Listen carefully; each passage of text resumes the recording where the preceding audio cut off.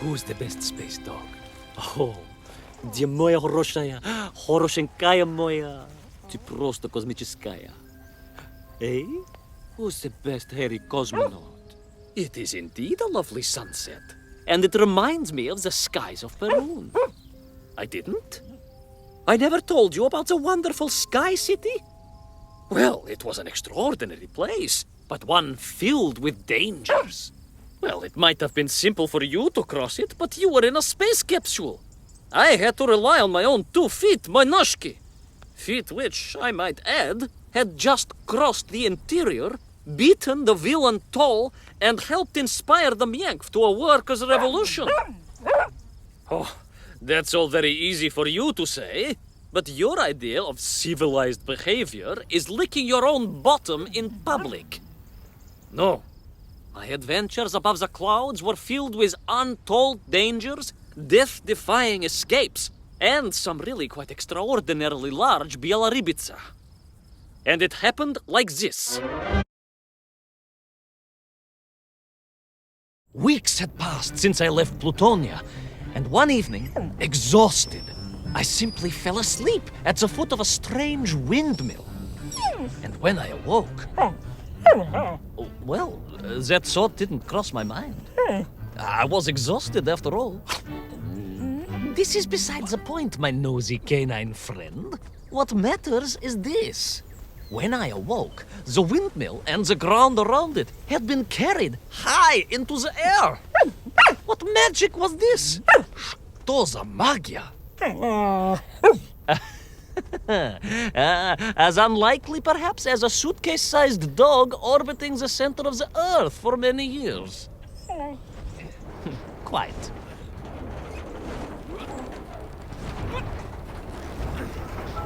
Quick as a flash, Kakmonia, my training leapt into play, and I began to paddle the strange contraption through the clouds in search of answers. It is entirely possible that a miller who owns a windmill capable of levitating high into the air may also own a flying machine. Oh, now you're just being silly. May I continue my recounting of how I sailed over the sky gardens towards the mystical city of Peru? Oh, I must, my moj ušati drug. I must.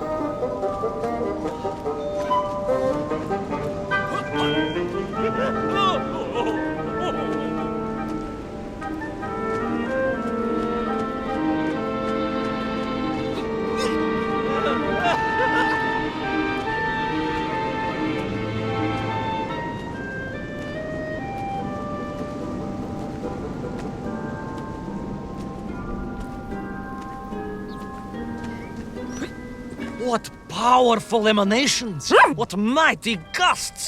What an epic schwall! They reminded me of Cousin Pavel, yes!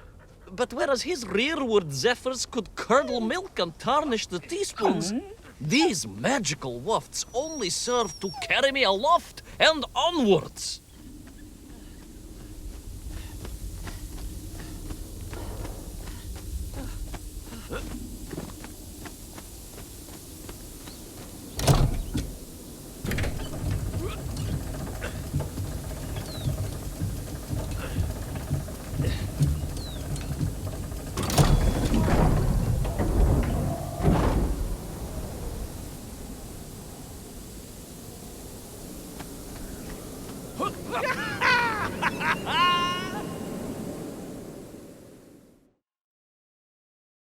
But something was afoot in the gardens of Perun. This horrid muck staining the surfaces and making my nose curl. Yes, it was positively Pavelian in scent. But it did not belong here.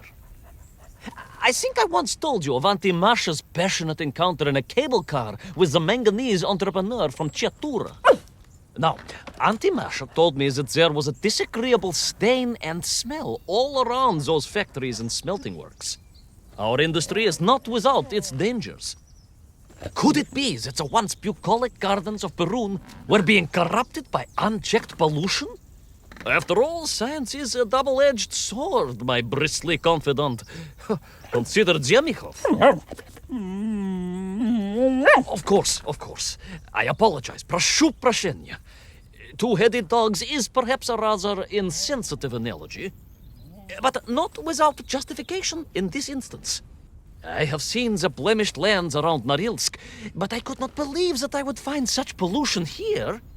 But this was nothing to the true horror of what was shortly to unfold.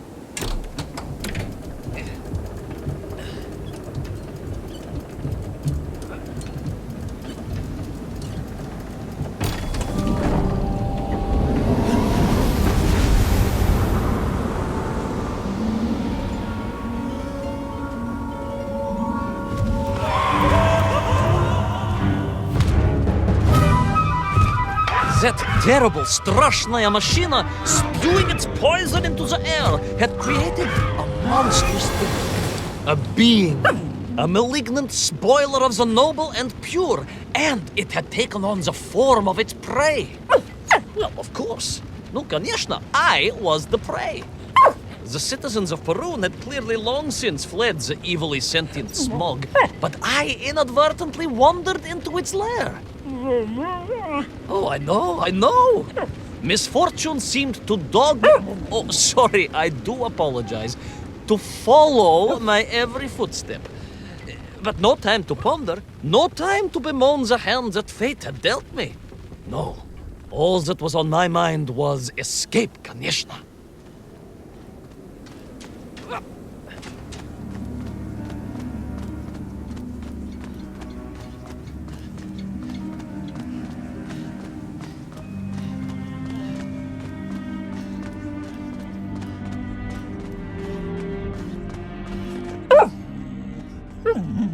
Yes, it was most interesting.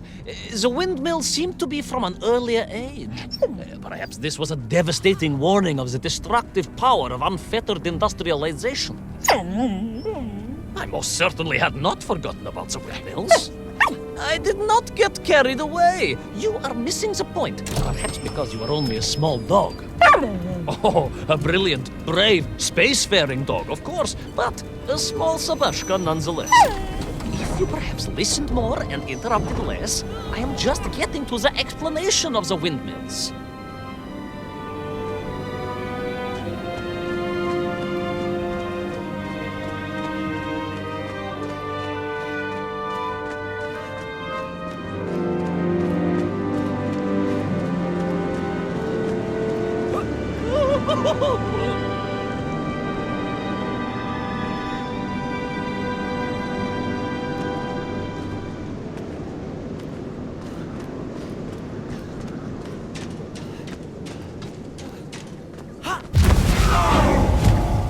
My stinky nemesis was back.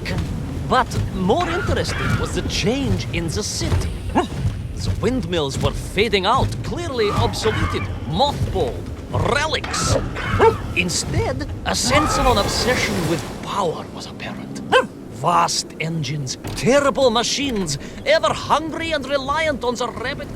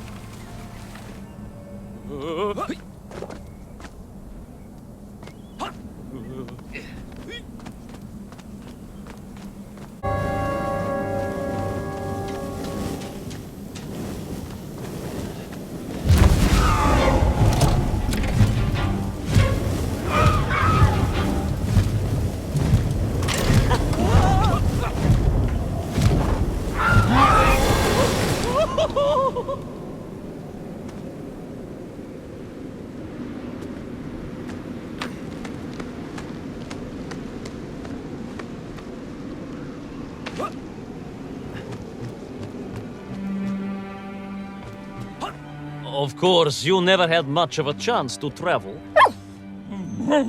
Sarcasm doesn't suit you. You don't have the tail for it. You do, at least, have a tail.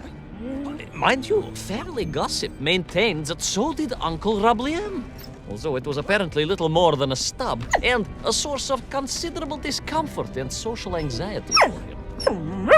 The question of whether or not Uncle Rabliem wagged his stub is very much off topic. What I am trying to say is that your upbringing on the streets of Moscow meant you never saw the blackened fields of Magnitogorsk, the sacrifices made by the valiant citizens of that industrial heartland, as they drowned in their own blight, even as they powered the state forwards. I was reminded of Magnitogorsk as I wandered through those fields of pipes and foundries, and I wept for the loss of innocence that so often goes hand in hand with progress.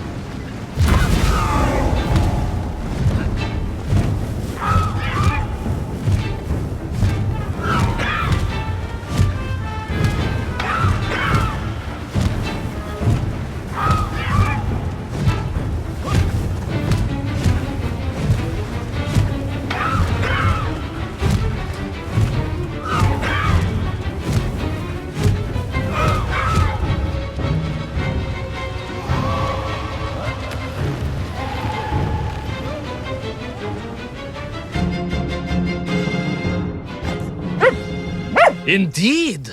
I just evaded the slimy, oily grasp of that man-made Vadzinoi, his petroleum stink clogging my nostrils and making my head thump. And I felt a great stirring within me. Yes, much like I assume Cousin Pavel. May he never get loose again. But no, quite different. This was no volcanic upbubbling of gastric malintent. No, it was the roaring fires of justice once more ignited within me.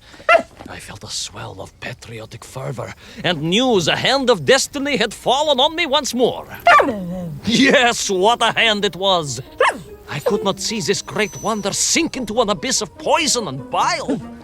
The Perunians may have been forced to abandon their city, but I had saved the world once before and was ready to answer the call again.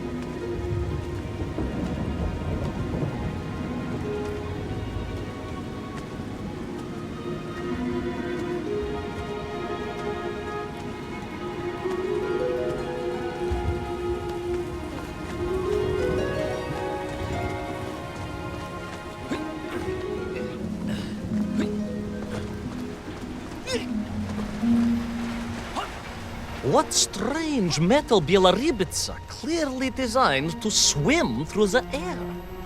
I was amazed. And there was more. Beneath the fins, I spotted the apertures of hoses and was reminded of the time Auntie Agrafina devised a contraption to water all of her copious algae beds simultaneously with one flush of the toilet by a system of pipes and valves that ran throughout her house.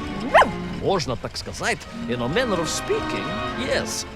Her algae were most irrigated, although her neighbor Victor was washing his trousers in the sink at the time and was bruised quite severely about the face and body. But these were no ordinary flying metal fish. They were designed to expel air, fresh air, and push back the polluted clouds.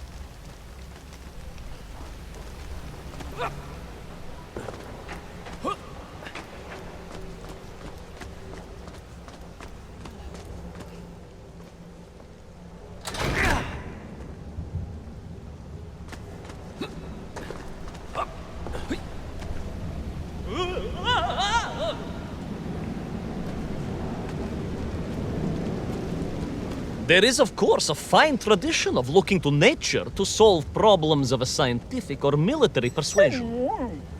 Yes, as you well know. My nephew, Sergei... Yes, the very same.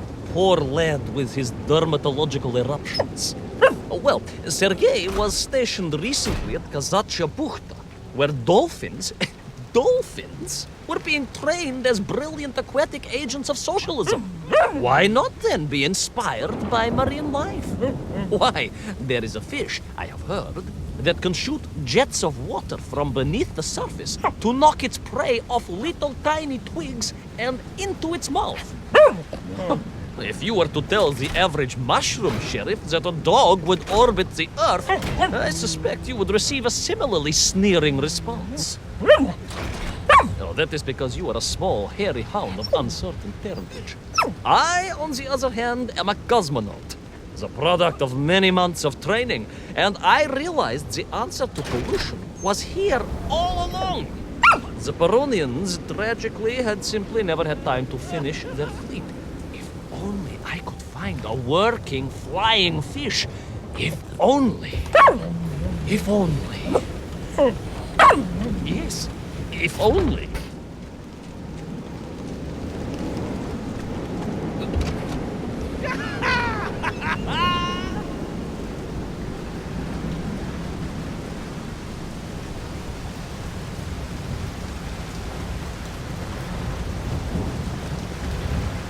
It made perfect sense, of course.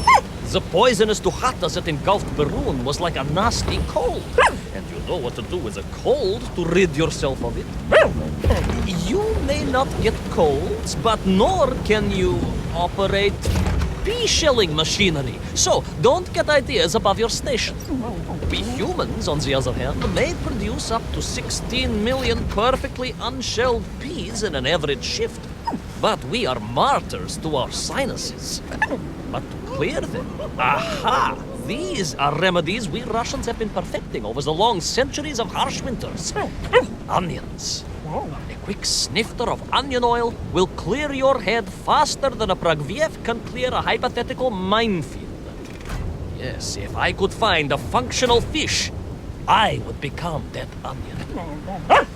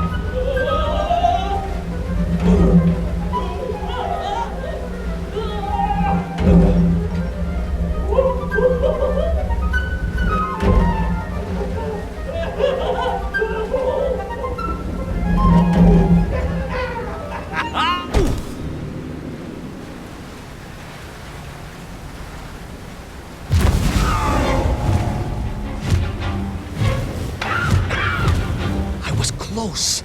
I could feel it. Yes, the working fish, the ribka. I could feel I was at the heart of Perun, and my noxious pursuer had renewed its chase with a terrible vigor.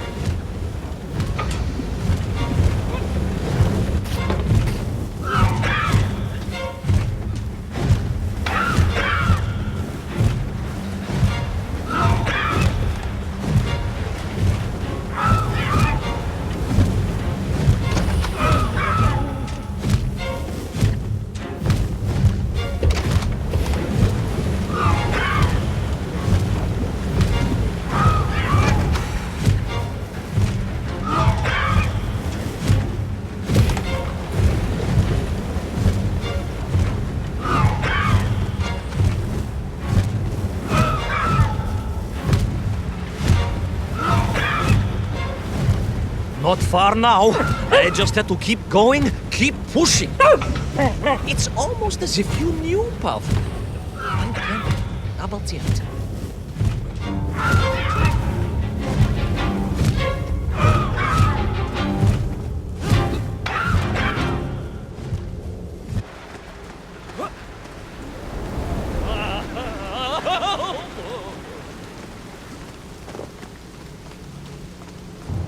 There she was, a beautiful sight, her scales shimmering in the sunlight, her fins poised for action, her onion cannons primed for a great aerial conflict unseen in the annals of human endeavor. And you are just jealous it was a bigger flying machine than yours. No, my bilious pal, it was time for science to fight back. Yes, my hairy compatriot, Paechale! Onwards to victory!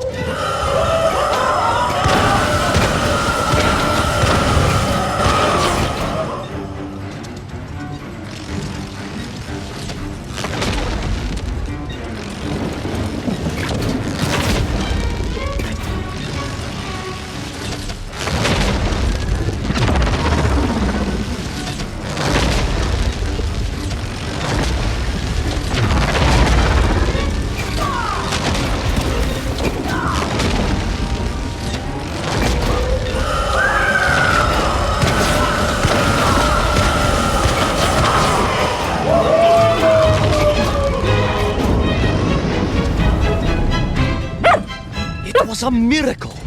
I found myself swooping through beautiful clear skies, the strange interior sunlight gleaming on the sides of my fishy vessel.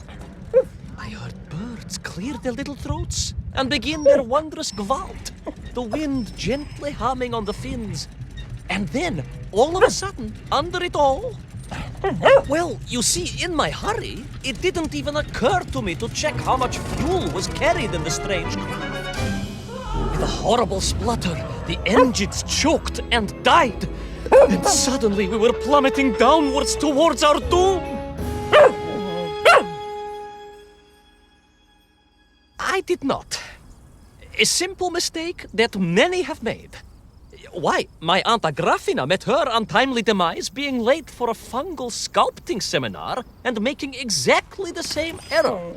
Only, unfortunately, it left her stranded in sub-zero temperatures just outside Pravachitsinsk. She wasn't found until 18 years after her own funeral, but was perfectly preserved. Remarkable, really. It is beside the point, yes. So, there I was. My fabulous ship had become a terrible prison. I was hurtling to my almost certain death. My triumph turned to tragedy.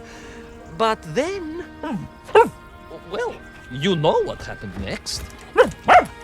Even so, moy magnati drug, that is a story for another time. A most extraordinary story, of course, filled with dangers and wonders, and canals, and invasions, and strange doorways to other worlds. But perhaps too long a story for now. Yes, indeed, my canine tavarish. Time for soup. Auntie Agrafina's famous borscht. Coming?